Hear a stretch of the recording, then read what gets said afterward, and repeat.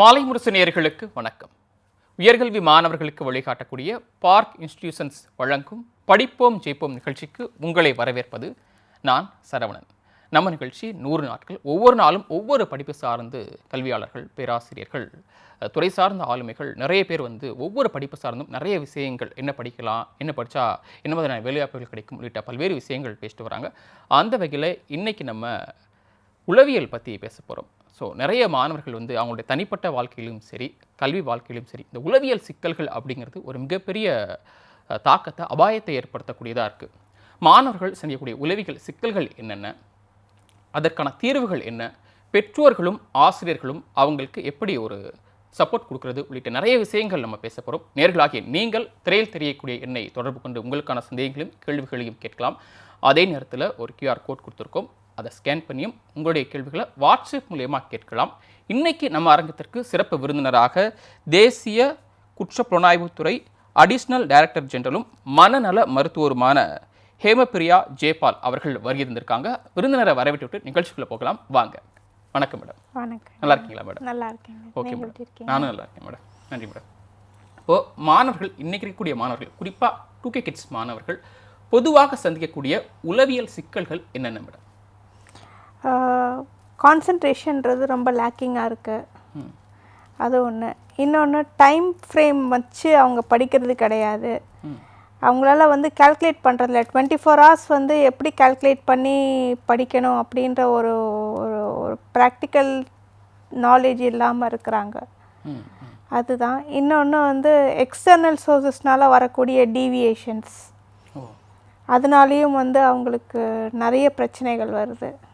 Okay madam. நீங்கள் இப்போ சொல்கிறப்போ இந்த சோசியல் மீடியா ஒரு சில காரணங்கள் சொல்கிறீங்க. இப்போ நம்ம இதை ரெண்டாக பிரிக்கலாம் அப்படின்னு பார்க்குறேன். ஒன்று படிக்கிறப்ப இருக்கக்கூடிய கல்வி சூழல், அங்கே போய் வகுப்பறையில் உட்காந்து படிக்கக்கூடியப்போ அவங்களுக்கு அங்கே ஏற்படக்கூடிய ஒரு உளவியல் சிக்கல்கள். இன்னொன்று வீட்டில் அங்கிட்டு வெளியே வந்தோன்னே அங்கே இருக்கக்கூடிய உளவியல் சிக்கல்கள். இந்த ரெண்டுக்கு இருக்கக்கூடிய கனெக்ஷன் என்ன மேடம்?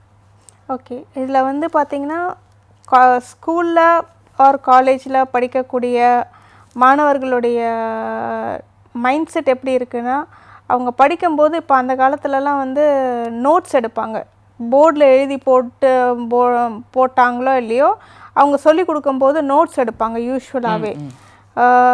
பட் இப்போ இருக்கிற ஜென்ரேஷன் பார்த்திங்கன்னா எல்லாத்தையுமே டீச்சர்ஸ் எண்ட் ஆஃப் தி டே அவங்க நோட்ஸ் அமுச்சிடுறாங்க வாட்ஸ்அப்பில். ஸோ அதனால் அவங்களுக்கு அதை பார்த்து படிக்கும்போது சில குழந்தைங்களுக்கு புரிய மாட்டேங்குது. எதையுமே நம்ம சொல்லிக்கிட்டே எழுதுனாதான் நமக்கு மனசில் பதியும் அப்படின்வாங்க. இப்போ அந்த காலத்தில் 5 tables 6 tables இதெல்லாமே நம்ம இப்போயும் நம்ம சொல்கிறோம் அப்படின்னா, அதை திரும்ப திரும்ப பேச தான் அவங்களுக்கு மனசில் அப்படி பதியும்னு சொல்லும்போது அவங்களுக்கு அது எழுதி பார்ப்பாங்க.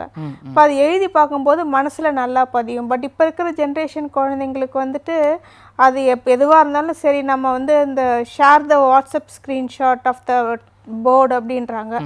எழுதி முடித்த உடனே இந்த ஸ்க்ரீன்ஷாட் எடுத்துக்கிறாங்க. அதை ஸ்கூலுக்கு வராத குழந்தைங்களுக்கும் குரூப்பில் அனுப்பிச்சிக்கிறாங்க. அதை பார்த்து படிக்கும்போது அவங்களுக்கு என்னது புரியும்? ஒன்றுமே புரியாது. ஸோ புக்கை வச்சு கம்பேர் பண்ணும்போது மோஸ்ட் ஆஃப் த சில்ட்ரன் புக்கை பார்த்து படிக்கிறாங்கன்றது ரொம்ப கஷ்டம். லாஸ்ட் மினிட்ல தான் படிக்கிறாங்க.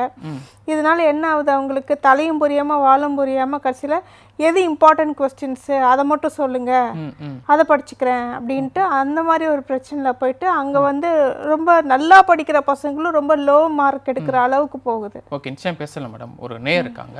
நேர் வணக்கம். உங்களுடைய பேர் எங்கேருந்து பேசுகிறீங்க? வணக்கம் சார், நான் பிரசாத் பேசுறேன், சென்னையில இருந்து. சொல்லுங்க சார், உங்க சந்தேகம்னா கேட்கலாம். தொலைக்காட்சி வால்யூமை கொஞ்சம் குறைச்சிருங்க சார். நல்லாவே குறைச்சிடலாம் சார். இப்போ கேக்குதா? கேட்குது சார். சொல்லுங்க, உங்க சந்தேகம் என்ன மேடம்கிட்ட கேட்கலாம். மேடம் வணக்கம். மேடம் வணக்கம் சார். என்னுடைய தம்பி ஒரு 17 years கொஞ்சம் மனநல பிரச்சனைகள் இருக்காப்ல. அவருக்கு generalised anxiety disorder combined with OCD problem இருக்கு. அவர் MBA முடிக்கிறப்போ ஒரு நாள் நல்லா படிக்கிற பையன், அவருக்கு தொடர்ந்து சிகிச்சைகள் கொடுத்துட்டு வந்துட்டு இருந்தாங்க. இப்போ ஒரு வேலைக்கு போயிட்டு இருக்காரு ஹெச்ஆரா. மருந்து கடை குறைக்கும் போது அவரால் கண்டினியூ பண்ண முடியல. ஒரு 6 மாசம் கழிச்சு மீண்டும் தொடர வேண்டியது இருக்கு. பட் அப்படியே அந்த அப் அண்ட் டவுன் அப்படி போயிட்டு இருக்கு. இது நார்மலா மேடம்? ஓகே பரவாயில்ல, நீங்க தொடர்ந்து நிகழ்ச்சியை பாருங்க, மேடம் பதில் சொல்லுவாங்க.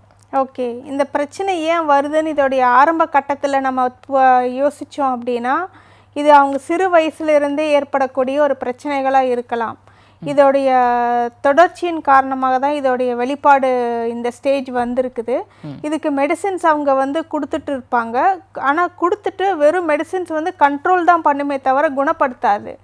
அதுக்கு மெடிசின்ஸோடு சேர்ந்து டைமுக்கு சாப்பிடணும், டைமுக்கு தூங்கணும், டைமுக்கு வந்து ப்ராக்டிக்கல் ஒர்க், அதாவது ஃபிசிக்கல் ஆக்டிவிட்டி பண்ணணும். இது எல்லாமே இருக்குது. அதெல்லாம் பண்ணால் தான் அவங்கள வந்து அதுலேருந்து வெளியில் வர முடியும். இப்போ இருக்கிற ஜென்ரேஷன் வந்து மேக்ஸிமம் டைம் வந்து பார்த்திங்கன்னா 24 மணி நேரத்தில் 20 மணி நேரம் கேட்ஜெட்ஸ்லேயே இருக்காங்க. ஒன்று ஆஃபீஸில் இருக்காங்க, இல்லைன்னா வீட்டில் வந்து மொபைல் பார்க்குறாங்க.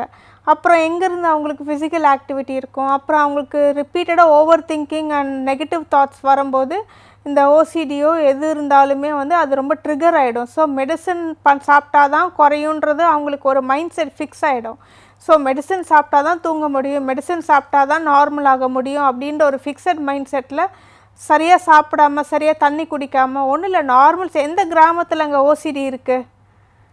எந்த வில்லேஜ் சைடில் ஓசிடி இருக்குது? அதெல்லாமே ஒன்றுமே கிடையாது. இங்கே சிட்டி சைடில் தான் வந்து இவ்வளோ இருக்குது ஓவர் திங்கிங்.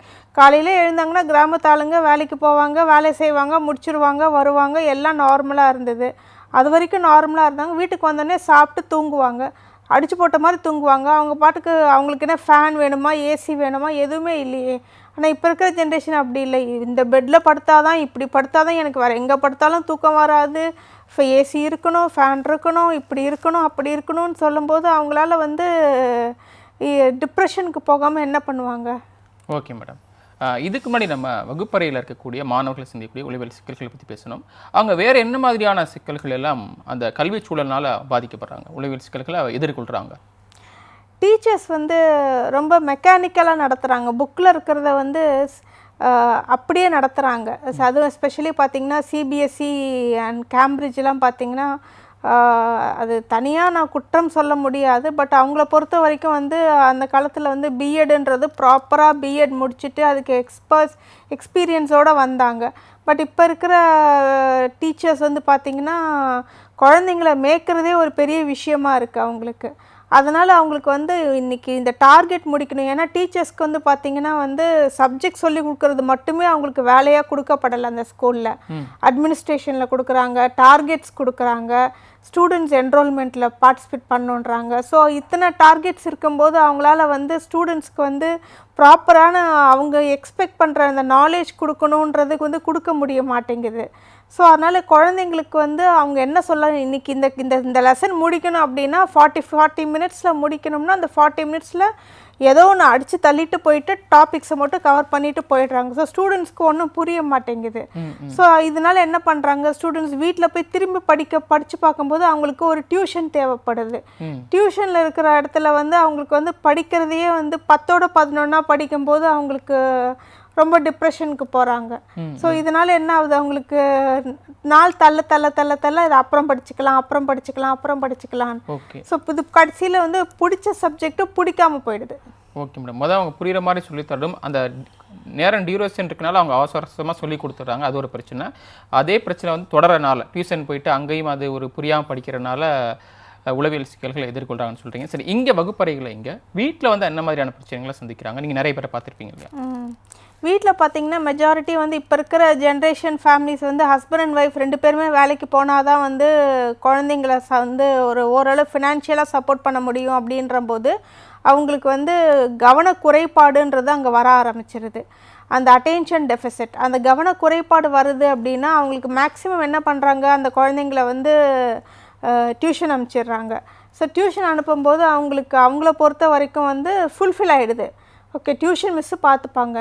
டியூஷனில் என்ன நடக்குது, 10 பேர் உட்கார இடத்துல எல்லாருமே ஒரே செக்ஷனாவோ ஒரே கிளாஸோ ஒரே சப்ஜெக்ட்டு படிக்கிறது கிடையாது.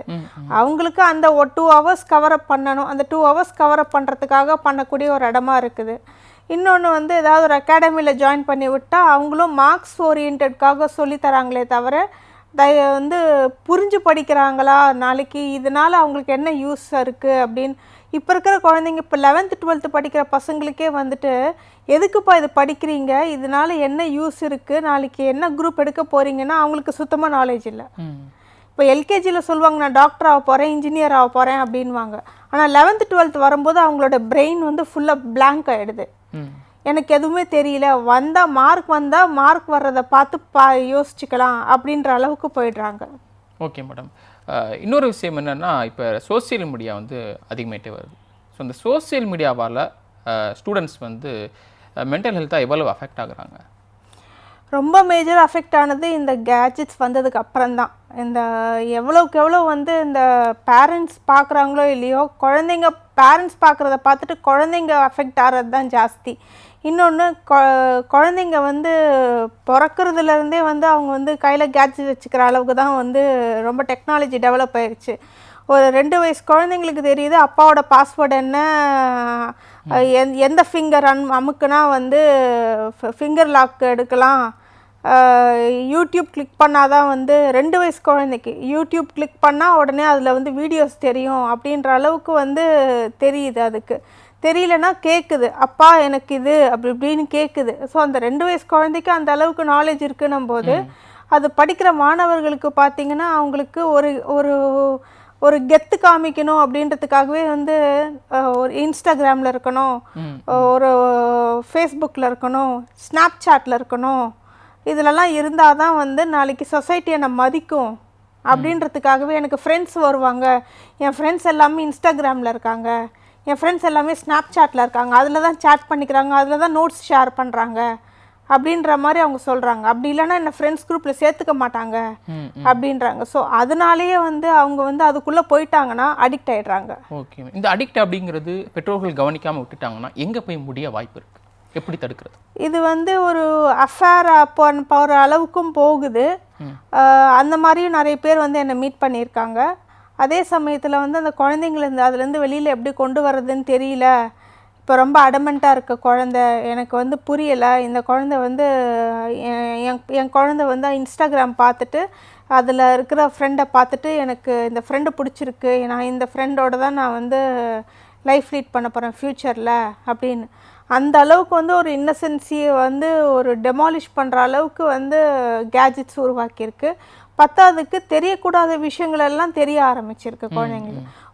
ஒரு அந்த காலத்தில் வந்து பியூபர்ட்டியே வந்து பார்த்திங்கன்னா ஒரு 15-16 வயசில் தான் பியூபர்ட்டி ஆவாங்கன்னு பார்த்திங்கன்னா, இப்போ இருக்கிற ஜென்ரேஷனில் ரீசெண்டாக எனக்கு தெரிஞ்சது வந்து 4th ஸ்டாண்டர்ட் படிக்கிற ஒரு குழந்தை பியூபர்ட்டி ஆகிடுச்சு. ஸோ அந்த அளவுக்கு வந்து உடனே நம்ம சொல்லுவோம், உடனே நம்ம பிராய்லர் சிக்கன் சாப்பிட்றாங்க அதனால தான் அப்படின்றோம். இல்லை, மெச்சூரிட்டினாலும் தான் இது பிரச்சனையாகுது. தேவையில்லாத விஷயங்களை மூளையில் போட்டு குழப்பிக்கும் போது ஹார்மோனல் செக்ரேஷன்ஸ் ஜாஸ்தி ஆகும்போது அவங்களுக்கு வந்து தெரியக்கூடாத விஷயங்கள்லாம் வெல் மெச்சூர்ட் ஆகிடுறாங்க. வெல் மெச்சூர்ட் ஆகும்போது அவங்களுக்கு எது தேவை எது தேவையில்லைன்னு தெரியாத போது அவங்களுக்கு வந்து தேவையில்லாதது ரொம்ப அட்ராக்டிவாக தெரியுது, அதை எடுத்துக்கிறாங்க. அதை எடுத்துக்கும் போது அவங்களுக்கு ஏர்லி பியூபர்ட்டி வர ஆரம்பிச்சிருது. ஸோ இதனால பிரச்சனைகள் பல மடங்கு ஜாஸ்தி ஆகுது. Okay madam. வெறும் சாப்பாடு மட்டும் கிடையாது, இந்த சோசியல் மீடியாவில் வயதுக்கு மீறின அந்த கண்டென்ட் அவங்க பார்க்கறனாலையும் ஆகுதுன்னு சொல்லியிருக்கோம். இப்போ நம்ம எஜுகேஷனுக்கு வந்துடுவோம். இப்போ இருக்கக்கூடிய எஜுகேஷன் அப்படிங்கிறது ஒரு போட்டி நிறைஞ்ச ஒரு சூழலாக இருக்குது மேடம். இந்த போட்டி நிறைஞ்ச சூழலில் மாணவர்களுக்கு அது ஒரு போட்டி நிறைஞ்ச சூழல் அப்படிங்கிறது அது அவங்களுக்கு மன அளவில் என்ன மாதிரியான அழுத்தத்தை ஏற்படுத்துது, அதனால் அவங்க சந்திக்கக்கூடிய விளைவுகள் என்ன மேடம்? போட்டின்றது இருக்கலாம், ஆனால் அது வந்து பொறாமையாக மாறக்கூடாது. பிரச்சனை என்ன அப்படின்னா வந்து மார்க்ஸை பேஸ் பண்ணி தான் அவங்க வந்து பிரிக்கிறாங்க. செக்ஷன்ஸே வந்து ஸ்கூல் பார்த்திங்கன்னா நல்லா படிக்கிற ஸ்டூடெண்ட்ஸ் எல்லாம் ஒரு செக்ஷன், ஆவரேஜாக படிக்கிறவங்க ஒரு செக்ஷன். அந்த காலத்துலலாம் அப்படி கிடையாது, எல்லாரும் ஒரே செக்ஷனில் இருக்காங்க. படிக்கிற பசங்க படிக்காத பசங்களோட சேர்ந்து உட்கார வைப்பாங்க, அப்போ தான் அவன் ஒழுங்காக படிப்பான் அப்படின்னு. இப்போல்லாம் அப்படி கிடையாது. படிக்கிற ஸ்டூடெண்ட்ஸ்லாம் இன்னும் நிறைய மார்க் வரணும், ஸ்டேட் ஃபஸ்ட்டு வரணும் அப்படின்றதுக்காக அவங்கள ஒரு தனியாக ஒரு செக்ஷன், படிக்காத ஸ்டூடெண்ட்ஸ்லாம் தனியாக செக்ஷன் போட்டு அவங்களுக்கு வந்து எக்ஸ்ட்ரா கோச்சிங் கொடுக்கணும்னு சொல்லிட்டு போட்டு ஒரு 18 மணி நேரம் ஸ்கூல்லேயே 20 மணி நேரம் வச்சுட்டு வீட்டுக்கு போனாலும் ஹோம்ஒர்க் கொடுத்து அடுத்த நாள் டெஸ்ட்டுக்கு ப்ரிப்பேர் பண்ணுங்கன்னு சொல்லி அவங்களுக்கு வந்து தூங்க விடாமல் பண்ணிவிட்டு அவங்களுக்கு ஒரு டிப்ரெஷன் ஃபார்ம் ஆகிட்டு அவங்கள வந்து ஐயோ நான் இ செக்ஷனா அப்படின்ற ஒரு தாழ்வு மனப்பான்மை அவங்களுக்குள்ளாரே வர ஆரம்பிச்சிருது. ஸோ அந்த தாழ்வு மனப்பான்மை நான் அன்ஃபிட்டு, நான் ஏ செக்ஷனா இல்லை இ செக்ஷனா அப்படின்ற அளவுக்கு செல்ஃப் கம்பேரிசன். ஏ செக்ஷனை பார்க்குறவங்களாம் நான் ஏ செக்ஷன்டா நான் கெத்து அப்படின்ற அளவுக்கும், இ செக்ஷனில் இருக்கிறவங்களுக்கு இல்லை இவன் ஃபஸ்ட்டு இவன் இ செக்ஷனா அப்போ போ நீ உன்னெல்லாம் வந்து எந்த கேம்ஸ்லேயும் பார்ட்டிசிபேட் பண்ணக்கூடாது, ஏ செக்ஷன் பசங்க மட்டும்தான் பார்ட்டிசிபேட் பண்ணணும் அப்படின்ற அளவுக்கு ஒரு கம்பேரிசன் வந்து ஃபார்ம் ஆக ஆரம்பிச்சிருது. அந்த போட்டியே வந்து பொறாமையாக மாற ஆரம்பிச்சிருது. Okay madam. அப்போது இந்த மாதிரி நிறைய விஷயங்கள் இருக்குது. இது ஒரு பக்கம் இருந்தாலும் மாணவர்கள் வந்து நிறைய உணர்ச்சி வசமாக பாதிக்கப்படுறாங்க இல்லையா? ஸோ இந்த மாதிரி உணர்ச்சி வசமாக பாதிக்கப்படக்கூடிய மாணவர்களை எப்படி சரியாக கையாளுறது? இந்த மாதிரி உணர்ச்சி வசமாக பாதிக்கப்படுறதுக்கு காரணங்கள் என்ன மேடம்? குறிப்பாக அந்த செல்லு பார்க்குறாங்கன்றீங்க, இன்னொரு பக்கம் இந்த மார்க்கு, ஸோ இந்த மாதிரிலாம் இதனால் பாதிக்கப்படக்கூடிய காரணங்கள் என்ன? மெயினாக அவங்களுக்கு தூக்கமின்மை, இன்னொன்று ஓவர் திங்கிங், இன்னொன்று வந்து நான் சொன்ன மாதிரி கெத்து காட்டுறது, தூக்கமின்மை, சரியான தூக்கமின்மை இல்லை, ப்ளஸ் அவங்களுக்கு சரியான ஃபுட்டு, ஹோம்லி ஃபுட்டு இல்லாமல் இருக்கிறது, வீட்டு சாப்பாடு இல்லாமல் வந்து வெளியில் வாங்கி சாப்பிட்றது, ஃபுட் ஆப்பிடைட் ஃபார்ம் ஆக ஆரம்பிச்சிடும் அவங்களுக்கு. அந்த ஃபுட் ஆப்பிடைட்டில் வந்து ஜங்க் ஃபுட்ஸாக வாங்கி வாங்கி சாப்பிடுவாங்க அவங்களுக்கு. Extremely food appetite or no appetite, இல்லைனா வந்து ஸ்கின் ரேஷஸ் மாதிரி வருது. நிறைய சிக்னல்ஸ் இருக்குது. டிப்ரெஷனுடைய சிக்னல்ஸே பார்த்திங்கன்னா நிறைய இருக்குது. தூக்கமின்மை, அசிடிட்டி ஃபார்ம் ஆகிறது, அதுக்கப்புறம் இஎன்டி ரிலேட்டட் இஷ்யூஸு, ஐ பிளர்னஸ்ஸு, கண்ணு மங்கலாகிறது, அதே மாதிரி வயிறு சம்மந்தப்பட்ட கோளாறுகள், அதுக்கப்புறம் மூச்சு விடுறதுக்கு சிரமம், மூக்கு வழியாக மூச்சு விட மாட்டாங்க, வாய் வழியாகவே மூச்சு விடுறது, அதுக்கப்புறம் தாகம் எடுக்காமல் இருக்கிறது, தண்ணியே குடிக்க மாட்டாங்க, மேக்ஸிமம் தண்ணி குடிக்காமையே வந்து உட்காந்துருப்பாங்க. 3 லிட்டர் தண்ணி குடிக்கணும் அப்படின்னா தண்ணி குடிக்க மாட்டாங்க. இல்லை நான் 1 டம்ளர் குடிச்சிட்டேன் போதும் அப்படின்றது, உட்காந்த இடத்துலையே எல்லா வேலையும் பண்ணுறது, எந்திரிக்காமல் என்ன வேலை செய்யணுமோ அந்த வேலையெல்லாம் பண்ணிட்டு உட்காந்துருக்கிறது, கேஜெட்ஸ்லேயே உட்காந்துட்டு எல்லா வேலையும் செய்கிறது, இது எல்லாமே இதுக்கு காரணம் தான். Okay madam. இந்த பெரியவங்க சொல்லுவாங்கள்ல, பெரியவங்களும் சொல்லுவாங்க, வீட்டில் வந்து வகுப்பில் வந்து ஆசிரியர்களும் சொல்லுவாங்க, இந்த மாதிரிலாம் பண்ணக்கூடாதுடா அப்படின்னு சொல்லிட்டு. அப்படி சொல்லி மாணவர்களால் ஏன் அதை வந்து குறைச்சிக்க முடியலை? ஸோ அதுக்கான காரணம் என்ன மேடம்? வீட்டு சூழ்நிலையும் அவங்களுக்கு கொடுத்துருக்கிற ஃப்ரீடமும் மிஸ்யூஸ் பண்ணுறாங்கன்னு அர்த்தம். ஏன்னா அவங்களுக்கு கவனிக்கிற அளவுக்கு பேரண்ட்ஸ்க்கு டைம் இல்லை. இன்னொன்று வந்து சொன்னாலும் பசங்க கேட்க மாட்டேங்கிறாங்க, ஏன்னா அடலசென்ஸு. சொன்னால் கோவம் வருது, எங்களையே எடுத்தெறிஞ்சு பேசுகிறாங்க, எங்களை மதிக்க மாட்டேங்க. இப்போ மெயினாக பேரண்ட்ஸ் குழந்தைங்கள கூட்டிகிட்டு வரதுக்கான காரணம், இப்போல்லாம் வந்து என் பையனுக்கோ இல்லை பொண்ணுக்கோ ரொம்ப கோவம் வருது, அதை ஹேண்டில் பண்ண முடியல, பொருளை தூக்கி போட்டு உடைக்கிறாங்க, கையை கீச்சிக்கிறாங்க, மிஞ்சி போனால் கையை கீச்சிக்கிறாங்க, சூசைட் பண்ணிக்கிறேன்றாங்க, வீட்டை விட்டு போயிடுறாங்க, வெளியில் போயிட்டு எங்கேயோ போயிட்டு நைட்டு வீட்டுக்கு வராங்க, எங்கே போனேன் அப்படின்னு கேட்டால் சொல்ல மாட்டேங்கிறாங்க. ஸோ அவங்கள நான் எப்படி ஹேண்டில் பண்ணுறதுன்னு தெரியல, அப்படின்றது தான் பெரிய பிரச்சனையாக இருக்குது அவங்களுக்கு. எப்படி மேடம் இந்த பெற்றோர்கள் வந்து வேலைக்கு போகிறாங்க, அதை வந்து தவிர்க்க முடியாது இல்லையா? ஸோ எப்படி ஸ்டூடெண்ட்ஸ் எப்படி வந்து அவங்க பார்த்துக்க முடியும்? நாம் தானே கேட்டோம், ஜாயின்ட் ஃபேமிலியிலேருந்து வேணாம் நியூக்ளியர் ஃபேமிலியாக போகணும்னு சொல்லிட்டு நாம் தானே கேட்டோம். அப்போ அதோடைய பலனை அனுபவிச்சு தானே ஆகணும். ஜாயின்ட் ஃபேமிலியாக இருந்த வரைக்கும் இந்த பிரச்சனை வரலையே, கூட்டு குடும்பமாக இருந்த வரைக்கும் இந்த பிரச்சனை வரல. வீட்டில் தாத்தா பாட்டி யாராவது இருப்பாங்க, அத்தை மாமா சித்தி யாராவது இருப்பாங்க, அவங்க பார்த்துட்ருப்பாங்க. அதுக்கப்புறம் வந்து வீட்டில் அம்மா அப்பா இல்லைன்னா கூட அதோடைய பிரச்சனை தெரியாமல் அவங்க வளர்ப்பாங்க. ஏதாவது பிரச்சனை பண்ணாது பாரு, அவன் சைலண்ட்டாக ஏதோ பண்ணுறான் பார் அப்படின்ற அளவுக்கு சொல்லுவாங்க. அந்த மாதிரியெல்லாம் சுச்சுவேஷன்ஸ் இருந்தது. பட் இப்போ இருக்கிற சுச்சுவேஷன்ஸ் அப்படி இல்லையே. 2 பேரும் வேலைக்கு போயிட்டாங்க, வீட்டில் ஒரு மேடு இருப்பாங்க. அப்படி இல்லைன்னா அது கூட இல்லை, அவங்களே வந்து கதை திறந்துட்டு போவாங்க. இல்லைன்னா வீட்டுக்கு வந்தோடனே டியூஷன் போயிடணும், அல்ல ஸ்கூல்லேருந்து டேரெக்டாக டியூஷன் போகணும். வீட்டுக்கு வராமல் இருக்கிறதுக்கு என்ன பண்ணலாம் அப்படின்ற அளவுக்கு அவங்க பேரண்ட்ஸ் யோசிக்கிறாங்க.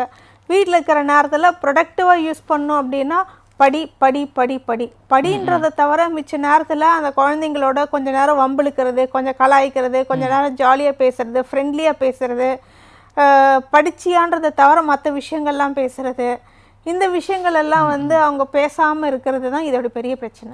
ஓகே, கொஞ்சம் விளையாட்டுத்தனமாகவும் இருக்கணும் படிப்படின்ற சொல்கிறது. Okay madam. இப்போ நிறைய பேரண்ட்ஸு அக்கறையாக இருக்கக்கூடிய பேரண்ட்ஸ் வந்துட்டு இன்னொரு பிரச்சனையும் சொல்லுவாங்க.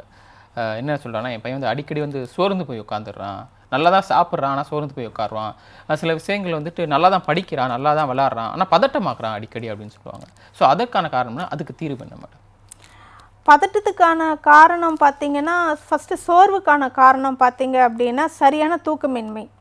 அதாவது ரன்னிங் தாட்ஸ்ன்னு இருக்கும்போது அவங்களுக்கு எதையோ ஒன்று யோசிச்சுக்கிட்டே உட்காந்துருக்காங்க. ஸோ எந்த ஒரு வேலையும் செய்ய முடியல. ஸோ சோர்வுத்தன்மை வர ஆரம்பிச்சிருது. பதட்டமான சூழ்நிலை அப்படின்னா லாஸ்ட் மினிட் ப்ரிப்ரேஷன். ஐயோ எனக்கு என்னால் பண்ண முடியல, இந்த நேரத்துக்கு இது முடிச்சிருக்கணுமே, நான் தான் லாஸ்ட்டு, நான் தான் வந்து ஃபைனலாக இருக்கிறேன், என்னால் முடிக்க முடியலையே, என்னை யாராவது கேள்வி கேட்பாங்க அப்படின்ற போது அந்த பதட்ட நிலைமை வந்து அவங்களால வந்து ஹேண்டில் பண்ண முடியாமல் அதனால வரக்கூடிய ஒரு டென்ஷனும் இருக்குது. Okay madam. சரி, இப்போ தூக்கம் இல்லை அப்படின்னா மனச்சோர்வு மட்டும்தான் வருமா, இல்லை தூக்கம் இல்லை அப்படின்றதுனால என்னென்ன விளைவுகளை அவங்க சந்திக்க நேரிடும், அதனால் என்ன ஏற்படும்? as I told you வந்து பார்த்தீங்கன்னா வந்து அசிடிட்டி ரொம்ப சிவியர் ஆகும், extremely food appetite or no appetite, constipation problem வரும், அப்புறம் வந்து எது பார்த்தாலும் விரக்தியாக இருக்கும்,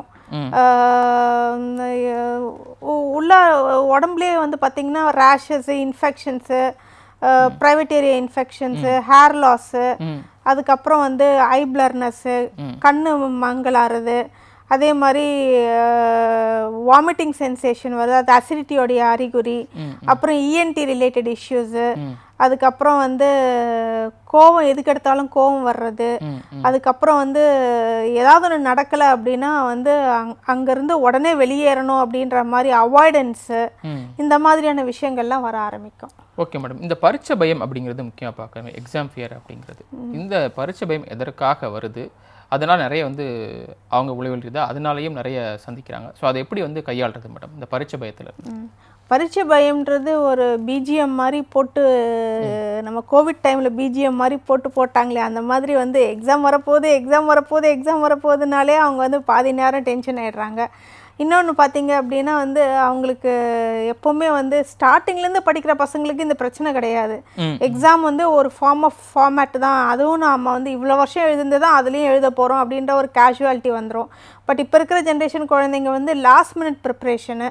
ஸோ அந்த லாஸ்ட் மினிட் ப்ரிப்ரேஷனில் இருக்கிற பசங்க மேக்ஸிமம் பார்த்திங்கன்னா வந்து இம்பார்ட்டன்ட் கொஸ்டின்ஸை படிக்கணும், எதை படிக்கணும், ப்ரேயர் பேப்பர்ஸை பார்க்கணும், இந்த ஸ்கூலில் சொல்லி கொடுக்குறதையும் சேர்த்து படிக்கணும், ப்ளஸ் வீட்டில் வந்து டியூஷன் மிஸ் சொல்லி கொடுக்குறதையும் சேர்த்து படிக்கணும், ப்ளஸ் தனக்கான ஒரு பிளானர் போட்டு வச்சுருப்பாங்க அதையும் சேர்த்து படிக்கணும். அது எல்லாத்தையும் படிக்கும்போது எதுக்கு ப்ரியாரிட்டி கொடுக்குன்னு சொல்லி தெரியாமல் 24 மணி நேரம் பத்தாமல் அவங்களுக்கு வந்து குழப்பிக்கிறாங்க. ஸோ அதனால் தூக்கமின்மை காரணமாக அவங்களுக்கு வந்து டிப்ரெஷனில் போயிடுறாங்க. Okay madam. ஒரு நேர் வந்து வாட்ஸ்அப்பில் கேட்டிருக்காங்க, கோபால் ஃப்ரம் சென்னை. 12வது இப்போ தான் போகிறாங்களா, இப்போ தான் படிக்க ஆரம்பிச்சிருக்காங்கன்னா இதுக்கு எப்படி ப்ரிப்பேர் ஆகுறதுன்னு கேட்டிருக்காங்க. ஏன்னா அவங்க பேரண்ட்ஸ் வந்து இப்போ இருந்து ப்ரிப்பேர் ஆகு அப்படின்னு சொல்கிறாங்களா மேடம். ஸோ என்ன பண்ணுறதுன்னு கேட்குறாரு. நல்ல விஷயந்தான், ஸ்டார்டிங்லேருந்து ப்ரிப்பேர் பண்ணால் நல்ல விஷயந்தான், பிரச்சனை கிடையாது. ஆனால் அது வந்து 11th கண்டினியூஸ் தான் 12th இருக்கும். ஸோ 11thலேயே அவங்க வந்து நல்லா ப்ரிப்பேர் பண்ணியிருந்தாங்கன்னா பிரச்சனை இருக்காது. பட் 11th ப்ரிப்பேர் பண்ணாமல் இருந்திருந்தாங்கன்னா 12th ஸ்டாண்டர்டில் வந்து தயவு செய்து ஆரம்பத்திலேருந்தே அவங்க எல்லாத்தையும் எழுதி பார்க்க சொல்லுங்கள், நோட்ஸ் எல்லாத்தையுமே எழுதி பார்க்க சொல்லுங்கள், இம்பார்ட்டன்ட் பாயிண்ட்ஸ்லாம் எழுதி பார்க்க சொல்லுங்கள், ப்ளஸ் வாயை திறந்து படிக்க சொல்லுங்கள், விச் இஸ் வெரி இம்பார்ட்டண்ட். அதை மற்றவங்க வந்து கேலியாக பண்ணுவாங்க அப்படின்றத பற்றிலாம் யோசிக்க வேண்டாம். மற்றவங்களுக்கு சொல்லிக் கொடுக்குற மாதிரி படித்து பார்க்க சொல்லுங்கள். அப்படி இருந்ததுன்னா டெஃபினட்டாக வந்து நல்ல ஸ்கோரிங் கிடைக்கும், நல்ல கான்ஃபிடென்ஸ் கிடைக்கும். Okay madam. இன்றைக்கி இருக்கக்கூடிய மாணவர்கள் என்னென்ன சுட்டித்தனமாக இருக்காங்களோ அதே மாதிரி பார்க்குற அதே நேரத்தில் மார்க் கம்மியாக எடுத்துட்டாங்க அப்படின்னா உடஞ்சி போயிடறாங்க, சூசைட் கூட பண்ணிக்கிறாங்க. ஸோ அவங்களுக்கு நீங்கள் என்ன வழிகாட்ட விரும்புகிறீங்க, அதுக்கான காரணம் என்னவாக இருக்குது? ஏன்னா 90s கிட்ஸ்னு ஒரு பீரியட் இருந்தாங்க, நிறைய சோஷியல் மீடியாவில் பார்க்குறோம். ஸோ அவங்களாம் எதுக்கு எடுத்தாலுமே ஒன்றும் சோர்ந்து போயிட மாட்டாங்க, போனால் என்ன வாழ்க்கை போயிடுச்சு அப்படின்னு நினைப்பாங்க அப்படிலாம் சொல்லுவோம். இந்த 2K கிட்ஸ் வந்துட்டு ஒரு விஷயத்தில் தோத்துட்டா கூட லைஃபே முடிஞ்சிட்டதா சொல்லி நினைக்கிறாங்க. ஸோ அதற்கான காரணம்னா அவங்களை எப்படி அதிலேருந்து மீண்டு கொண்டு வர வைக்கிறது, அதை பற்றி பேசலாம் மேடம். ஒரு நேர் இருக்காங்க. நேர் வணக்கம், உங்களுடைய பேர் எங்கேருந்து பேசுகிறீங்க? ஹலோ வணக்கம் சார், உங்களோட பேர் எங்கேருந்து பேசுகிறீங்க? சார் வணக்கம் சார். சார் கோவையிலேருந்து பேசுகிறேன் சார். சொல்லுங்கள், உங்கள் பேர் தெரிஞ்சுக்கலாமா சார்? சுரேஷன் சார். நல்லது சார். உங்களுடைய சந்தேகம் என்ன மேடம்கிட்ட கேட்கலாம். சார் வணக்கம் சார். வணக்கம் மேடம். வணக்கங்க மேடம். இப்போ பார்த்தீங்கன்னா சின்ன வயதுலேருந்தே வந்து ரொம்ப ஒரே பையன். சார் நீங்கள் பேசுகிறது விட்டு விட்டு கேட்குது, கொஞ்சம் டவர் கிடைக்கிற இடத்துலேருந்து பேச முடியுமா? வீட்டில் இருந்து கூட வெளியே வந்துடுங்க, தொலைக்காட்சி சத்தம் வச்சுருந்தா குறைச்சிருங்க. சரிங்க சார். சரிங்க, பேசலாம் சார். சார் இப்போ சின்ன வயசுலேருந்து பார்த்தீங்கன்னா ஒரே சன் தான் எனக்கு. ஓகேங்க சார். சின்ன ரொம்ப பாசமாக வளர்த்து இப்போ வந்து பார்த்தீங்கன்னா 10th-லேருந்து 11th அவர் போகிறாரு. சரிங்க சார். இப்போ அவர் வந்து கொஞ்சம் படி அப்படின்னு சொல்லி நம்ம வந்து ரொம்ப அந்த திணிக்கிற மாதிரி அவர் ஃபீல் பண்ணுறாரு. ஓகேங்க சார். இப்போ இதனால வரைக்கும் ரொம்ப கொஞ்சம் க்ளோஸ்டாக இருந்தவர் வந்து பார்த்தீங்கன்னா இப்போ இந்த ரிசல்ட் வந்ததுக்கப்புறம் பிற்பாடு கொஞ்சம் டிஸ்டன்ஸ் வர மாதிரி நான் எனக்கு ரொம்ப ஃபீல் பண்றேன். அதாவது இப்போ பேசுறது வந்து ரொம்ப குறைச்சிக்கிட்டாரு அவரு. பேசுறதாகட்டும், சிரிச்சு பேசுறதும், நம்ம ஸ்கூல்ல விட்டுட்டு வரும்போது ரொம்ப மோசமாக போறது. Okay sir. ஓகே. இது வந்து கண்டினியூஸா இப்படி தொடர்ந்து வந்துட்டே இருக்கனால எனக்குள்ள ரொம்ப மனசுல கஷ்டமா இருக்கு. Okay sir. ஓகே, புரியுது சார். ஸோ இது எதனால ஏற்படுது அப்படின்னு தெரியல. நம்ம ஒரு பேரண்ட்ஸா வந்து பாத்தீங்கன்னா நம்ம அந்த ஒரு கடமையை தான் செய்யறோம் அப்படின்னு நம்ம சொல்றோம். ஒருவேளை அவர் வந்து ரொம்ப இதா எடுத்துக்கிறாரோ. ஓகே சார், புரிஞ்சுது. அப்படிங்கிற மாதிரி ஒரு ஃபீலிங் எனக்குள்ள வருது. சரி சார், தொடர்ந்து நிகழ்ச்சியை பாருங்க, உங்களுக்கான தீர்வை மேடம் சொல்லுவாங்க சார். என்ன மேடம், 10th முடிச்சுட்டு 11th போறாங்களாம், அப்போ படின்னு சொன்னாங்களாம். இப்போ வந்துட்டு சன் வந்து பேச மாட்டாராம், நல்ல மார்க் எடுத்து வர போல இப்போ சன் வந்து பேச மாட்டாராம். ஸோ இதையே நீடிக்க கூட நினைக்கிறாராம். ஸோ இதுக்கான காரணம் என்ன? ஏன்னா பேரண்ட்ஸ் வந்து நல்லதானே கேட்குறாங்க, படிக்க தானே சொல்றாங்க. இதே தான் முன்னாடி டிஸ்கஸ் பண்ணிட்டு இருந்தோம். அதுக்கு அடலசன்ஸு, இன்னொன்று ஒரே ஒத்த குழந்தை. ஸோ ஒத்த குழந்தையா இருக்கும்போது அந்த வீட்டில் வந்து நியூக்ளியர் ஃபேமிலி. ஸோ இன்னொன்று அதை அவர் சொல்ல மறந்துட்டாருன்னு நினைக்கிறேன், நியூக்ளியர் ஃபேமிலியாக இருக்கணும்.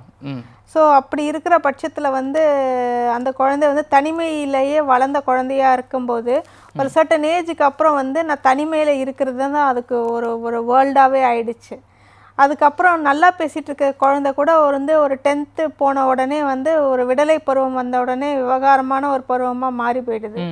ஸோ பேரண்ட்ஸ் வந்து ஒரு எனிமீஸ் மாதிரி பார்க்க ஆரம்பிச்சிடுறாங்க. ஏன்னா தேர் அட்வைசர்ஸ், எப்போ பார்த்தாலும் அட்வைஸ் மட்டும்தான் கொடுக்குறாங்க அப்படின்ற மாதிரி. நல்லா பேசிகிட்டு இருந்த குழந்தைங்க அப்படின்னு சொல்லும்போது குழந்தைங்க நல்லா பேசிகிட்டு இருந்தாங்க. நீங்கள் நல்லா பேசுனீங்களா குழந்தைங்க கிட்ட?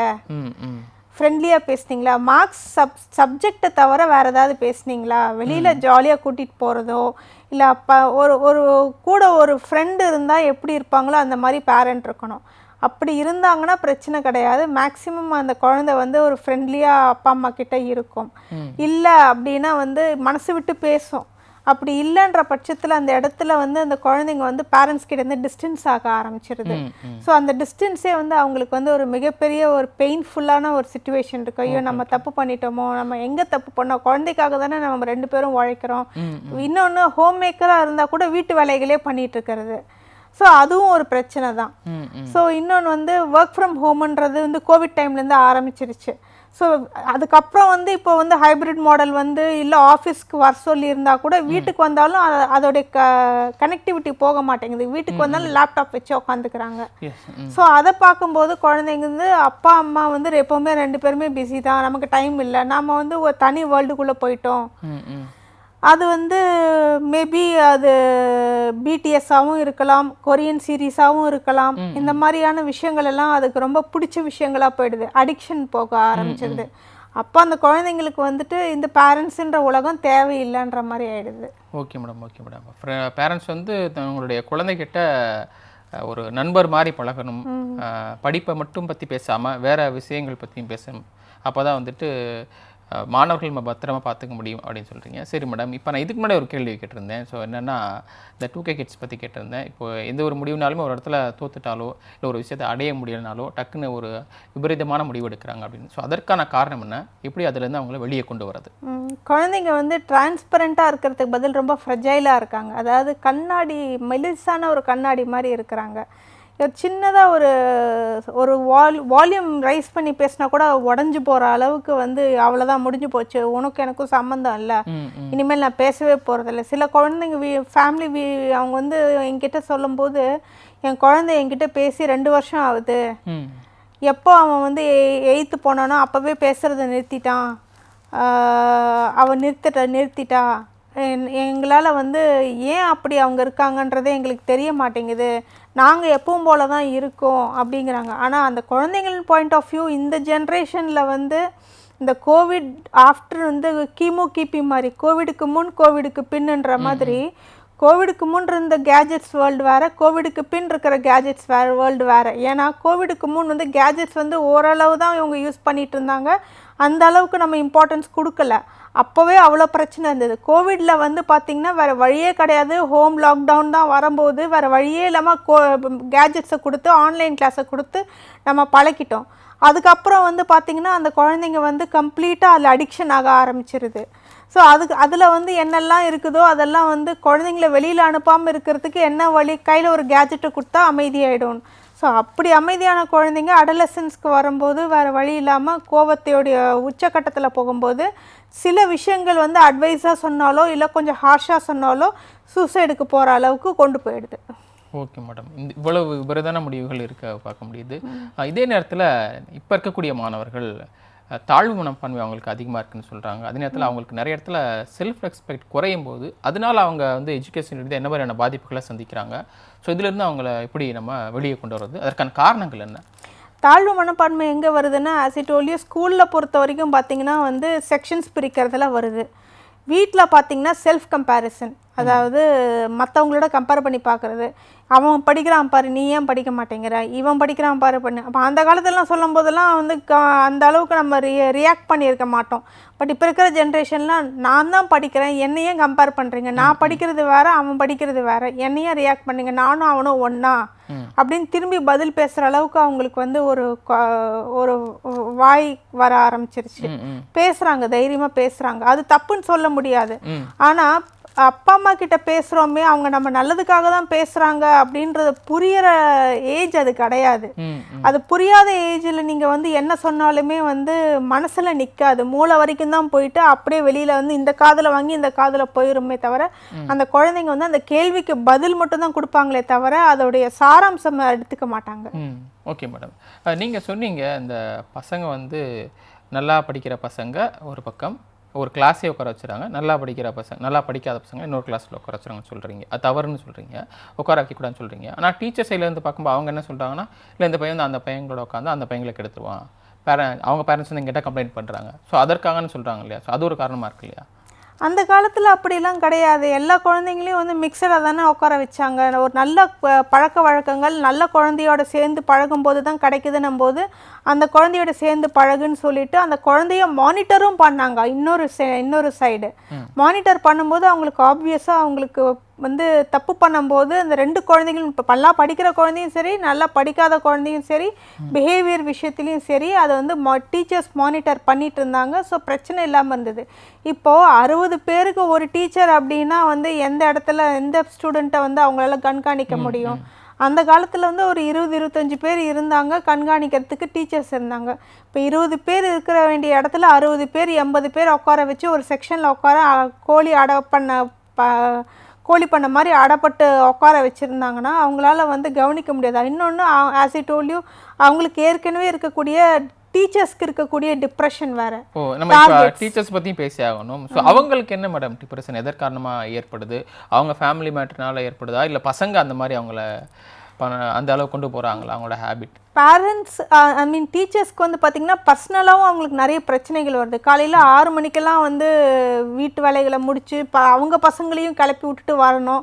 இன்னொன்று வந்து ஸ்கூல் டார்கெட்ஸ்ன்னு கொடுத்துட்றாங்க. இப்போ இருக்கிற டீச்சர்ஸ் எல்லாருமே பார்த்திங்கன்னா ஸ்கூலில் வந்து சொல்லி கொடுக்கறதுக்கு மட்டுமே அவங்க வந்து வர்றது கிடையாது. அவங்க வந்து அட்மினிஸ்ட்ரேஷனில் இன்வால்வ் ஆகணும். அவங்க ஒரு ஸ்டூடெண்ட்டை வந்து என்ரோல் பண்ணுறதுக்கு எத்தனை பேர் உங்கள் மூலியமாக இந்த ஸ்கூலுக்குள்ளே வந்து ஜாயின் பண்ணாங்க அப்படின்ற மாதிரி கேட்குறாங்க. டார்கெட் வைக்கிறாங்க, 10 பேராவது ஜாயின் பண்ணியிருக்கணும். அதே மாதிரி எந்த பசங்களும் வெளியில் ஸ்கூல் விட்டு வெளியில் போகக்கூடாது. அதே மாதிரி எல்லா பசங்களும் மார்க் எடுக்கணும். மார்க் கம்மியாக இருந்தால் அந்த டீச்சர்ஸை தான் கேட்பாங்க.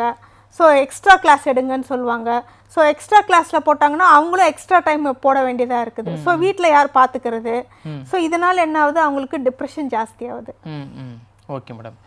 மேடம் இன்னொரு விஷயம் என்னென்னா, இன்றைக்கி இருக்கக்கூடிய பசங்க வந்து நிறைய கொரியன் சீரியஸ்லாம் பார்க்குறாங்க, மற்ற சீரீஸ்களும் பார்க்குறாங்க. அதிகமாக கொரியன் சீரீஸ் தான் பார்க்குறாங்க. அதில் இருக்க மாதிரியே முடி வெட்டிக்கிறாங்க, அதில் இருக்க மாதிரியே ட்ரெஸ் போட்டுக்கிறாங்க. ஸோ இதனால் அவங்க என்ன மாதிரியான உளவியல் சிக்கல்கள் எதிர்கொள்கிறாங்க? அதற்கு தீர்வு என்ன? இது எதுவும் விபரீதமாக போய் முடியுமா? கண்டிப்பாக அது வந்து ஒரு சைக்காட்டிக் கண்டிஷனில் கொண்டு போய் முடியும். ஏன்னா வந்து கொரியன் சீரீஸில் வந்து ஒரு சீரீஸ் மட்டும் பார்த்தா அவங்களுக்கு வந்து அடுத்துன்னு ஆர்வத்தை தூண்டக்கூடிய அளவுக்கு வந்து அதில் நடக்கிறது வந்து ஒரு வீட்டுக்குள்ளே நடக்கிற ஒரு விஷயத்தை வந்து ஒரு காம்பேக்ட், ஒரு பிக் பாஸ் மாதிரி ஒரு காம்பேக்டாக ஒரு வீட்டுக்குள்ளே ஒரு 3 பாய்ஸ் 3 கேர்ள்ஸ் இருக்கிறாங்க. அவங்களுக்குள்ளார நடக்கக்கூடிய ஒரு அஃபேரு, ஒரு லவ்வு, ஒரு இன்ஃபேக்சுவேஷனு, ஒரு சண்டை, ஒரு ரொமான்ஸு எல்லாத்தையுமே காட்டும்போது அந்த குழந்தை பருவங்கள் தேவையில்லாத பருவம். அதை பார்க்க வேண்டிய அவசியமே இல்லாதது. அதெல்லாம் பார்க்கும்போது அந்த குழந்தைங்களுக்கு வந்து ஓ இப்படியும் லைஃப் இருக்கா அப்படின்னும் போது அந்த குழந்தை அடுத்தது பார்க்கணும்னு சீரியலில் வந்து பெரியவங்க வயசானவங்க உட்காந்து சீரியல் பார்க்குறாங்க பார்த்தீங்களா, அந்த மாதிரி வெப் சீரிஸில் வந்து அடுத்து பார்க்கணுன்ட்டு கண்டினியூஸாக அவங்களும் தூண்டக்கூடிய ஒரு சிச்சுவேஷனில் அதை பார்த்துட்டு அது மாதிரியே ட்ரெஸ் வாங்கணும், அது மாதிரியே ஃபுட்டு சாப்பிடணும், அதுக்குன்னு கொரியன் ஃபுட்டுக்குன்னே தனியாக ஒரு ரெஸ்டாரண்ட் இருக்குது, அதுக்கு அங்கே தான் போகணும், கொரியன் மாதிரியே பேசணும், கொரியன் லாங்குவேஜ் பேசுகிறதுக்குன்னே வந்து தனியாக ஒரு ஆப் வச்சுக்கிட்டு அதை பார்த்து பேசுகிறது. அதே மாதிரி வந்து BTS Korean friends, BTS music தனியாக அதுக்கு உண்டான ஒரு ஃப்ரெண்ட்ஸ் குரூப்பு. அதில் வந்து யாராவது வந்து வெளியிலேருந்து உள்ளே வந்தாங்கன்னா உனக்கு கொரியன் சீரீஸ் நீ பார்ப்பானே எங்கள் கூட வந்து ஜாயின் பண்ணி, இல்லைன்னா வராத, you are not my friend, அதை பற்றியே பேசுறது. அதில் இருக்கிற பாய்ஸை வந்து இது என்னோட பாய் ஃப்ரெண்ட், இது என்னோட பாய் ஃப்ரெண்டுன்னு பிரிச்சுக்கிறது, அதில் சண்டை வர்றது. அந்த மாதிரி சில பேர் வந்து பார்த்திங்கன்னா இப்போ ஒரு 2 years முன்னாடி ரீசெண்டாக பார்த்திங்கன்னா வந்து ஒரு 4 குழந்தைங்க வந்து ஒரு ஸ்கூலில் இருந்து அப்ஸ்காண்ட் ஆகிட்டு நாங்கள் கொரியா போகிறோம் அப்படின்னு சொல்லிட்டு கோவா வரைக்கும் போயிட்டாங்க. கோவா வரைக்கும் போயிட்டு அங்கே போயிட்டு அவங்களுக்கு வந்து பாஸ்போர்ட் எடுக்க தெரியல, டிக்கெட் கொடுங்க அப்படின்னு சொல்லி கேட்க ஆரம்பிக்கவும் அங்கே இருக்கிறவங்க பிடிச்சி அதுக்கப்புறம் விசாரித்து அவங்க கொண்டு வந்து ஹேண்ட் ஓவர் பண்ணி அதுக்கப்புறம் வீட்டில் கூப்பிட்டா அவங்க வந்து பேரண்ட்ஸ்க்கு வந்து அவங்க இங்கே தேடிட்டுருக்காங்க, குழந்தைங்க அங்கே போயிருக்கிறாங்க, வீட்டில் இருக்கிற பணத்தை மட்டும் எடுத்துக்கிட்டு போயிருக்கிறாங்க. என்ன பண்ணுறது இதில் யூனிஃபார்மோடையே போயிருக்கிறாங்க வேறு ஸ்கூலுக்கு போகிறோன்னு. ஸோ என்ன பண்ணுறதுன்னு தெரியல. அவங்களுக்கு வந்து பேரண்ட்ஸ் கூப்பிட்டு ஸ்கூலில் வந்து வார்ன் பண்ணியிருக்காங்க, உங்கள் பொண்ணுங்க இந்த மாதிரிலாம் பண்ணியிருக்கிறாங்க அப்படின்னதுக்கப்புறம் தான் பேரண்ட்ஸ்க்கே தெரியுது இந்த மாதிரி பசங்க வந்து தப்பு பண்ணியிருக்காங்க. இல்லை நம்ம திட்டினதுனால தான் அவங்க வெளியில் போயிருக்காங்க போல் இருக்குன்னு பார்த்தா இந்த பிரச்சனைலாம் ஓடி இருக்கு, நம்ம தெரியாமல் மொபைல் கொடுத்துட்டோம் அப்படின்ற மாதிரி இந்த மாதிரியான சிச்சுவேஷன்ஸ் வருது. இன்னொரு பக்கம் என்ன அப்படின்னா வந்து கொரியாவில் நடக்கிறது கொரியன் பாட்டு மாதிரியே அந்த பாட்டு கேட்குறது, அந்த மாதிரியே பிஹேவ் பண்ணுறது, அவங்கள மாதிரியே வந்து ரியாக்ட் பண்ணுறது, அவங்க கோவத்தை காட்டினாங்கன்னா அந்த கோவத்தை மாதிரியே காட்டுறது, பேரண்ட்ஸ் கிட்ட ட்ரையல் பார்க்குறது. ஸோ அந்த மாதிரியான ஒரு டிப்பிக்கலாக அங்கே என்ன நடக்குதோ அந்த மாதிரி இங்கே நடக்கணும்னு எதிர்பார்க்குறது. எதனால் அவங்க அந்த மாதிரி தூண்டப்படுறாங்க மேடம்? ஒரு விஷயத்தை திரும்ப திரும்ப அது காமிச்சிக்கிட்டே இருந்தால் அதுக்குள்ளே போயிடுவாங்கல்ல, ஹிப்னடைஸ் ஆகிடுவாங்கல்ல.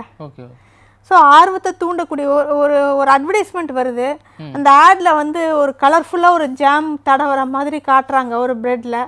அந்த ஜாம் பார்த்தோன்னே அந்த ஒரு குழந்தைக்கு வந்து ஆர்வத்தை தூண்டுது இல்லையா, இந்த ஜாம் வாங்கி சாப்பிடணும் அப்படின்ட்டு.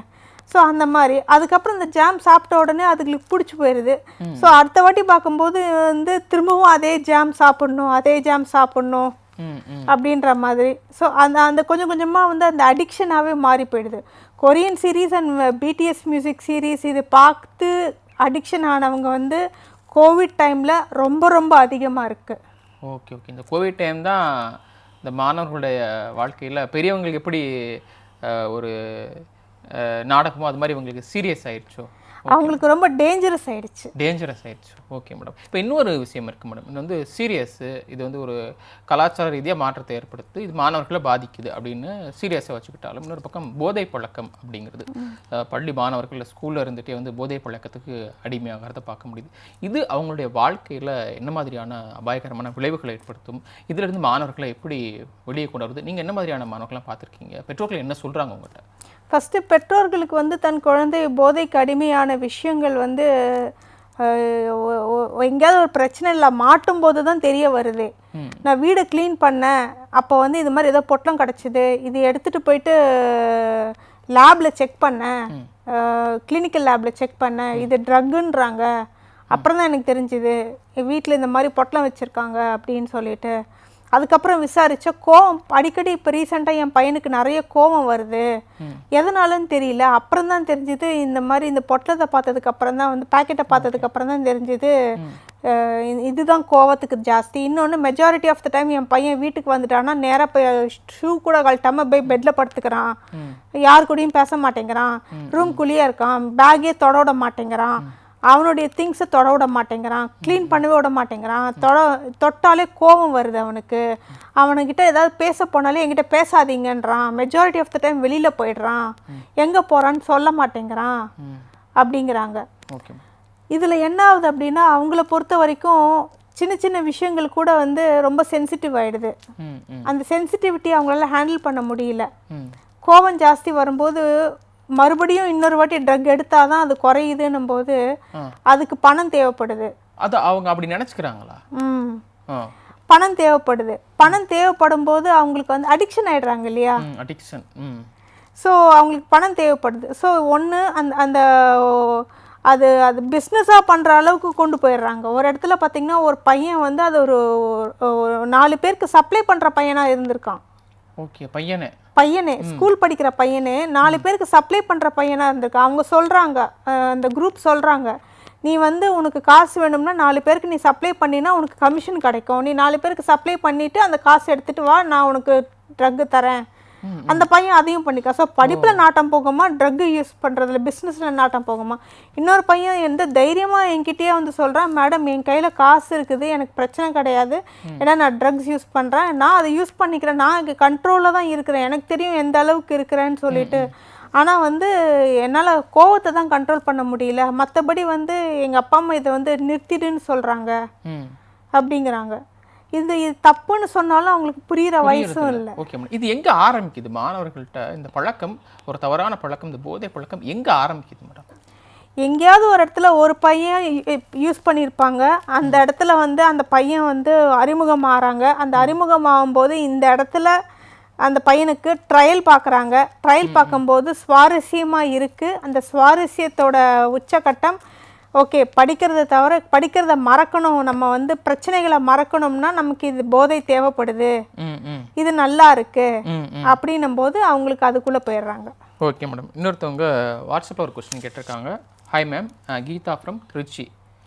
இசிஇ படிக்கிறேன், ஸ்போர்ட்ஸ் எனக்கு இன்ட்ரெஸ்ட் அதிகம், பட் என்னால் ஸ்டடீஸ் அண்ட் ஸ்போர்ட்ஸ் ரெண்டுலையும் கான்சன்ட்ரேட் கவனம் செலுத்த முடியலை அப்படின்னு சொல்கிறாங்க. ஏதாச்சும் டிப்ஸ் இருந்தால் சொல்லுங்கள் மேடம் அப்படி கேட்குறேன். பிளான் பண்ணிக்கணுங்க. நமக்கு 24 மணி நேரம் இருக்குது. காலேஜ் வந்து 24 மணி நேரமும் வச்சுக்கிறது கிடையாது. மிஞ்சி போனால் 8 மணி நேரம் 9 மணி நேரம். அதுக்கப்புறம் வந்து ஒரு 2 மணி நேரம் கூட கிடைக்காத நமக்கு வந்து ரிலாக்ஸ் பண்ணிக்கிறதுக்கு அந்த 2 மணி நேரத்தில் நீங்கள் பிளான் பண்ணுங்கள். மீதி 3 மணி நேரம் 4 மணி நேரம் உட்காந்து படிங்க. அந்த 2 மணி நேரன்றது உங்களுக்கான டைமாக யூஸ் பண்ணிக்கோங்க. அந்த 2 மணி நேரத்தில் நீங்கள் வந்து பிளான் பண்ணி நீங்கள் தாராளமாக உங்களுடைய ஸ்போர்ட்ஸ் ஆக்டிவிட்டீஸை தாராளமாக செயல்படுத்தலாம். Okay madam. இன்னொன்று வந்து இந்த சோசியல் மீடியாவில் அதிகமாக மாணவர்கள் யூஸ் பண்ணுறதுனால சாப்பிட மாட்டாங்க, தூங்க மாட்டுறாங்க அப்படின்னு. இன்னொன்று ஜங்க் ஃபுட் சாப்பிட்றாங்க அப்படின்னு. இந்த ஜங்க் ஃபுட் சாப்பிட்றவங்க, சாப்பிடாமே இருக்கிறவங்க, வேறு சாப்பிடக்கூடாத சாப்பாடு பொருட்களை சாப்பிட்றவங்களுக்கு என்ன மாதிரியான கோளாறுகள் வரும்? இது அவங்களுக்கு என்ன மாதிரியான சிக்கல்களை ஏற்படுத்துது? இது முன்னாடி சொன்னது தான். அது வந்து பார்த்திங்கன்னா அசிடிட்டி ஃபார்ம் ஆகும். அதுக்கப்புறம் பார்த்திங்கன்னா அவங்களுக்கு வந்து ஃபேட்டி லிவர் ஃபார்ம் ஆகும். வராத நோய்கள் வந்து 60 வயசில் வர வேண்டிய நோய்கள் எல்லாமே வந்து முன்கூட்டியே வந்துடும். மெயினாக சுகர், டயபெட்டிஸ் வந்துடும். டயபெட்டிஸ்லாம் அந்த காலத்தில் வந்து 40 வயசுக்கு மேலே தான் வரும் அப்படின்ற மாதிரி இருந்ததுன்னா இப்போல்லாம் 10 வயசு 12 வயசுலேயே வர ஆரம்பிச்சிருது. Early puberty and early adolescence. அதுக்கப்புறம் பசங்களாக இருந்தால் எரெக்டைல் டிஸ்ஃபங்க்ஷன்ஸ் வர ஆரம்பிச்சிருது. அதுக்கப்புறம் வந்து ஐ பிளர்னஸ்ஸு, கண்ணு மங்கலாறுது. அதுக்கப்புறம் வந்து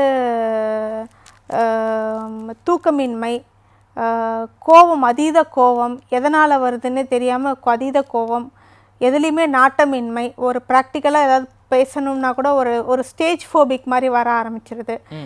எங்கேயாவது போய் நல்லா கீழே நல்லா வக்கனையாக பேசுவானுங்க, ஆனால் மேலே போய் ஒரு ஸ்டேஜில் நிற்க வச்சு பேசுங்க அப்படின்னு சொன்னால் வந்து கையெல்லாம் நடுங்க ஆரம்பிச்சிடும். அவங்களுக்கு வந்து அந்த ஸ்டேஜ் ஃபோபிக் வர ஆரம்பிச்சிடும். ஐயோ நான் பேச மாட்டேன், எனக்கு பயமாக இருக்குது அப்படின்ட்டு.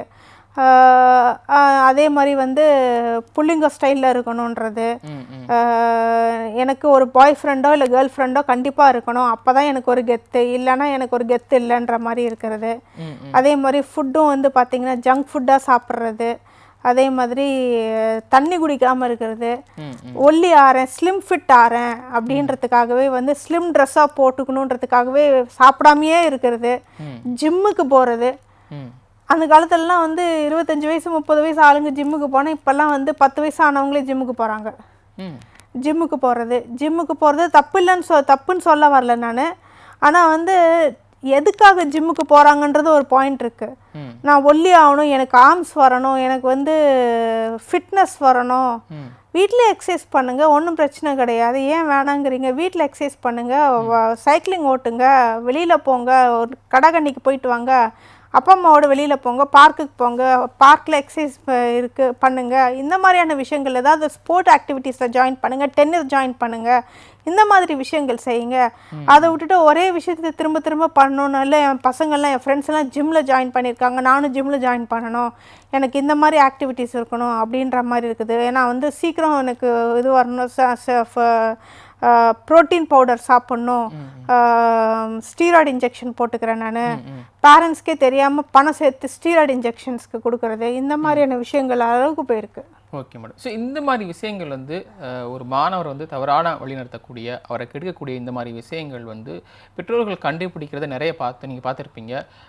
ஒரு ஸ்டேஜை கடந்தவங்க தான் கண்டுபிடிப்பாங்க. ஸோ இந்த மாதிரி விஷயங்களை எப்படி உடனடியாக கண்டுபிடிக்கிறது, குறிப்பாக கவனக்குறைவான மாணவர்களாக இருப்பாங்க, இந்த மாதிரி சிக்கல்களை பிரச்சனைகளையும் எப்படி ஆரம்ப கட்டத்திலேயே கண்டுபிடிச்சு அவங்களுக்கு உதவுறது? மெயினாக பார்த்திங்கன்னா அவங்க தனிமையை விரும்புவாங்க, யாரோடையும் பேச மாட்டாங்க,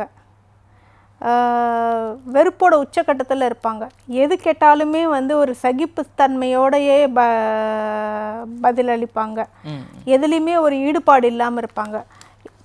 அவங்களுக்கு எது பிடிக்குன்னு கேட்டோம்னா அவங்களுக்கே தெரியாது, எது ஆம்பிஷன் கேட்டால் தெரியாது, எது நோக்கம், எதுக்காக படிக்கிறீங்க, எதுக்காக ஸ்கூலுக்கு போகிறீங்கன்னு, இன்றைக்கி ஸ்கூல் வச்சுருக்காங்க நான் போகிறேன் அவ்வளோதான், இன்றைக்கி பீரியட் இருக்குது, கிளாஸ் பீரியட் இருக்குது, நான் உட்காந்து படிக்கணும், அதனால் நான் வந்து கிளாஸில் அட்டன் பண்ணுறேன், உட்காந்து படிக்கிறேன்றது வராது, அட்டன் பண்ணுறேன்றது தான் வரும். இந்த என்ன புரிஞ்சுதுப்பா இன்றைக்கி ஸ்கூலில் நடந்தது, என்ன புரிஞ்சுது அப்படின்னு கேட்டால் சொல்ல தெரியாது. காலையில் என்னப்பா சாப்பிட்டீங்க அதுவே அவங்களுக்கு ஞாபகம் இருக்காது. என்னம்மா சாப்பிட்டேன் அப்படின்னு அவங்க அம்மாவை பார்த்து கேட்பாங்க, மறந்துட்டேன் அப்படிம்பாங்க. ஆனால் அவங்களுக்கு பிடிச்ச ஃபுட் எதுன்னா அவுட் சைட் ஃபுட்டாக இருக்கும், ஜங்க் ஃபுட்ஸாக இருக்கும். ஜங்க் ஃபுட்ஸ் ஃபேட்டி லிவர் தான் போடும், அது நாளடைவில் வந்து லிவரு கிட்னி ஒன்றொன்னா வந்து அந்த காலத்தில் வந்து உடம்பு நல்லா கல் மாதிரி இருந்தது. ஸோ எது சாப்பிட்டாலும் ஜீரணமாகும். ஸோ அந்த காலத்தில் வந்து கல் குடித்தாலும் எது பண்ணாலும் ஓரளவு கொஞ்சம் உடம்பு தாட்டுச்சு. இந்த காலத்தில் வந்து பசங்க இந்த இளம் வயசு பசங்களே வந்து இந்த மாதிரியான விஷயங்களுக்கெல்லாம் போனாங்கன்னா கண்டிப்பாக வந்து ஒரு 15-20 வயசுலேயே வரக்கூடாத நோய்கள் எல்லாமே வர ஆரம்பிச்சிருது. ஸோ ஆயுட்காலம் வந்து 80 வயசுன்னு சொல்கிற இடத்துல 60 டச் பண்ணாலே வந்து ஒரு பெரிய விஷயமா இருக்குது. Okay madam. இன்னொரு விஷயம் வந்து என்னென்னா, இது மாணவர்களுடைய தனிப்பட்ட வாழ்க்கையில் பாதிப்பு ஏற்படுத்துது அவங்களுடைய செயல்பாடுகளால். இன்னொன்று என்னென்னா, கிளாஸ் ரூமில் இப்போ இருக்கக்கூடிய ஸ்டூடெண்ட்ஸ் அதிகமாக பார்த்தோம் அப்படின்னா ஸ்டாஃப் மேலேயே கை வைக்கிறோம் அப்படிங்கிறாங்க, சண்டை போடுறாங்க இல்லையா? ஸோ இந்த மாதிரி விஷயங்கள் ஒரு பக்கம், இன்னும் மாணவர்களுக்குள்ளேயே சண்டை போட்டுக்கிட்டது, இன்னொன்று புல்லிங் பண்ணுறது. ஸோ இதற்கான காரணம் என்ன? இது மாணவர்களை மன ரீதியாக எப்படி பாதிக்குது? இதுலேருந்து அவங்களை எப்படி வெளியே கொண்டு வருவது? மெயினாக பார்த்தீங்கன்னா பசங்களுக்கு வந்து ஒரு கெத்து காமிக்கணும் கிளாஸில் அப்படின்ற ஒரு பாயிண்ட் அவங்களுக்கு மனசில் ஃபிக்ஸ் ஆயிடுச்சு அப்படின்னா, அந்த டீச்சர்ஸ் வந்து இப்போ இருக்கிற சிச்சுவேஷனில் வந்து கிளியராக சொல்லிட்டாங்க, டீச்சர்ஸோ பசங்க மேலே கையை வைக்கக்கூடாது. ஆனால் பசங்க டீச்சர்ஸ் மேலேயும் கையை வைக்கக்கூடாதுன்றதை வந்து யாருமே சொல்லலை. அதனால் என்னாவது ஏதாவது பிரச்சனை ஆச்சுன்னா கம்ப்ளைண்ட் பண்ணு. பேரண்ட்ஸும் வந்து பார்த்திங்கன்னா என் பையனை எப்படி கையை வைப்பீங்க அப்படின்னு தான் வந்து கேட்குறாங்களே தவிர, மற்றபடி வந்து என்ன ரீசனுக்காக அடித்தோம் அப்படின்றத பற்றி அவங்க யோசிக்கவே மாட்டேங்கிறாங்க.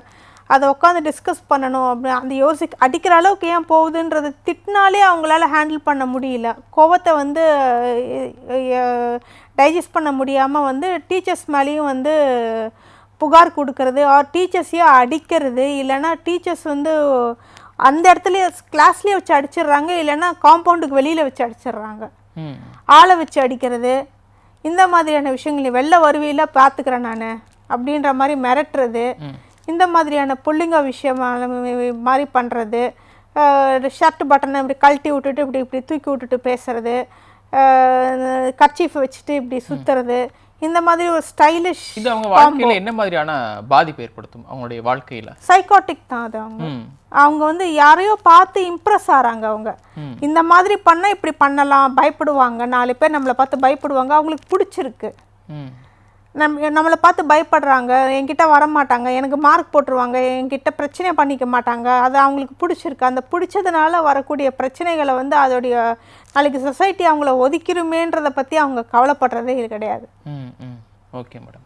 இன்னொரு விஷயம் இருக்குது மேடம், இது வந்துட்டு மாணவர்கள் சண்டை போடுறாங்க, இன்னொரு பக்கம். இன்னொன்று செக்ஸுவல் ஹராஸ்மெண்ட் இருக்குது. இப்போ நிறைய இடங்களில் நம்ம பார்க்க முடியுது. இதனால் பாதிக்கப்பட்டவங்களுக்கு பெற்றோர்களும் சரி, ஆசிரியர்களும் சரி, அந்த மாதிரியான செக்ஸுவல் ஹராஸ்மெண்ட் பாதிக்கப்பட்டவங்களுக்கு சைக்காலஜிக்கலாக எப்படி ஹெல்ப் பண்ணலாம், ஹெல்ப் பண்ணணும்? ஃபஸ்ட்டு எதனால் அந்த ப்ராப்ளம் வந்துச்சுன்றது வந்து வீட்டில் தனிமையின் காரணமாகவோ இல்லை வந்து இன்ஃபாக்சுவேஷன் காரணமாகவோ இல்லை வந்து அவங்க அணுகுமுறை காரணமாகவோ என்ன ஏதுன்றதை விசாரிக்கணும். விசாரிச்சுட்டு அந்த குழந்தைங்களுக்கு வந்து கண்டினியூஸ் கவுன்சிலிங்ன்றது ரொம்ப ரொம்ப முக்கியம். அது வந்து அப்சர்வேஷனில் வைக்கணும். ப்ளஸ் பேரண்ட்ஸும் வந்து அதுக்கு சப்போர்ட் பண்ணி பழைய விஷயத்தை ஞாபகப்படுத்தாமல் அவங்களுக்கு அதுலேருந்து வெளியில் கொண்டு வந்து லைஃப் மஸ்ட் கோ ஆன், இதுவும் கடந்து போகும், இதுக்கு மேலே நம்ம சாதிச்சு காட்டணும் அப்படின்ற ஒரு கான்ஃபிடென்ஸை வந்து குழந்தைங்க மனசில் விதைக்கணும். அதெல்லாம் பண்ணோம் அப்படின்னா செக்ஷுவல் ஹராஸ்மெண்ட்லேருந்து அந்த பாதிக்கப்பட்ட குழந்தைங்க வெளியில் வரலாம்.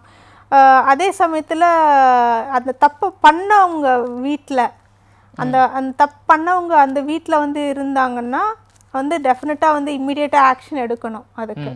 ஓகே மேடம், நீங்கள் சில டிப்ஸ் கொடுக்க முடியுமா நம்ம ஸ்டூடெண்ட்ஸுக்காக?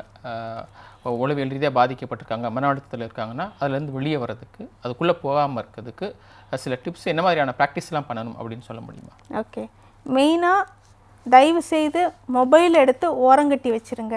90% பிரச்சனை மொபைல்னால தான் வருது. இது நம்ம வந்து ஒரு 19-20 வயசுக்கு அப்புறம் கூட யூஸ் பண்ணிக்கலாம். அப்டேட்டட் வெர்ஷனாக நம்ம யூஸ் பண்ணிக்கலாம், பிரச்சனையே கிடையாது. அது எங்கேயும் போகிறது கிடையாது. தயவுசெய்து அதை எடுத்து ஓரங்கட்டி வச்சுருங்க. இப்போதைக்கு நம்ம வந்து லைஃப் வந்து எஜுகேஷனில் வந்து நீங்கள் வந்து எல்கேஜிலேருந்து படித்த படிப்பு இந்த 12th வரைக்கும் வருதுன்னா நீங்கள் இந்த 15 வருஷம் படித்த படிப்பு தான் உங்களுக்கு வந்து துணை கொடுக்கும்.